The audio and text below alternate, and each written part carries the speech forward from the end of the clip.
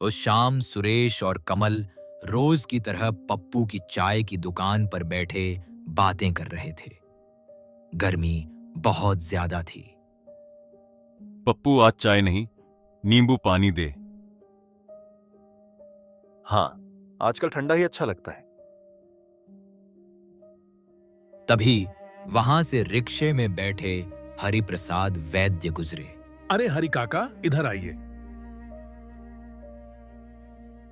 हरिप्रसाद काका गांव के पुराने वैद्य थे। सब उनकी बहुत इज्जत करते थे। वो रुके, नीचे उतरे और बोले, आज पास के गांव में मरीज देखने गया था। लौटते वक्त बीरू के ढाबे से खाना ले आया। बातों बातों में काका बोले, ढाबों की बात चली तो एक डरावनी घटना याद आ गई, सुनोगे? सुरेश और कमल एक साथ बोले, आपकी कहानी जरूर। 25 साल पहले एक दिन मेरे पास एक चिट्ठी आई थी। चिट्ठी सोनापुर गांव के एक बड़े जमींदार की थी। उनकी बेटी गंभीर रूप से बीमार थी। कई डॉक्टर हार मान चुके थे। मैं अगले शनिवार वहां जाने निकला। मौसम अजीब था। तेज हवा, काले बादल और अचानक मूसलाधार बारिश। मैं ट्रेन से देवगढ़ स्टेशन पहुंचा। शाम हो चुकी थी। वहां से सोनापुर जाने वाली बस मिली।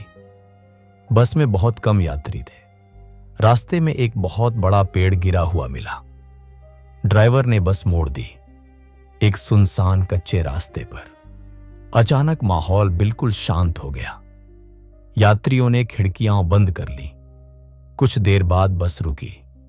कंडक्टर बोला, यही उतारना पड़ेगा। आगे मंदिर है, उसके पार जमींदार का घर। फिर धीमी आवाज में बोला, रास्ते में रघु के ढाबे पर मत रुकना, भूल कर भी नहीं। इतना कहकर बस अंधेरे में गायब हो गई।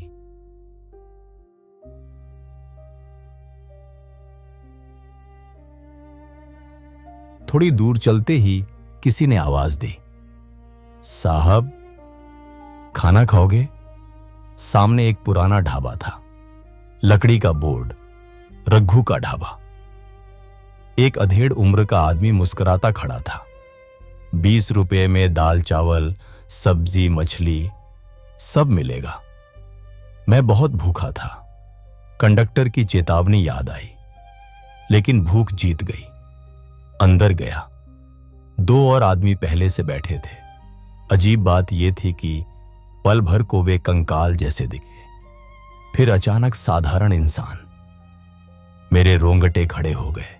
रघु खाना लाया। खुशबू कमाल की थी। मैंने खाया। जिंदगी का सबसे स्वादिष्ट खाना।